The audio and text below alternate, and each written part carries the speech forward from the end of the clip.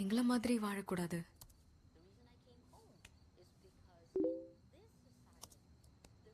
எனக்கான நியாயத்தையும் உரிமையும் பெற உங்களைப் போல் மனுவாக எழுதி கீழே தாழ்மையுடன் வழங்குமாறு கேட்டுக்கொள்கிறேன் என்று என்னால் கையெழுத்து போட முடியாது. எனக்கான நியாயத்தையும் உரிமையையும் நானே எடுத்துக்கொள்ள பழகிவிட்டேன். Correct correct. உரிமையை கூட தாழ்மையுடன் கேட்கணும்னு கத்து கொடுத்த அடிமை எவன்டா? ஸ்கூல்ல விடுமுறை அளிக்குமாறு தாழ்மையுடன் கேட்டது ஓகே. அதுக்கப்புறம் ஜாதி சான்றிதழ் தாழ்மையுடன் கேட்டோம், வருமான வரி சான்றிதழ் தாழ்மையுடன் கேட்டோம், வீடு கட்ட அனுமதி தாழ்மையுடன் கேட்டோம், குடிநீருக்கு, சாக்கடைக்கு, கரண்ட்டுக்கு, பர்த் சர்டிபிகேட், டெத் சர்டிபிகேட்னு எல்லாம் தான் தாழ்மையுடன் கேக்குறோம்.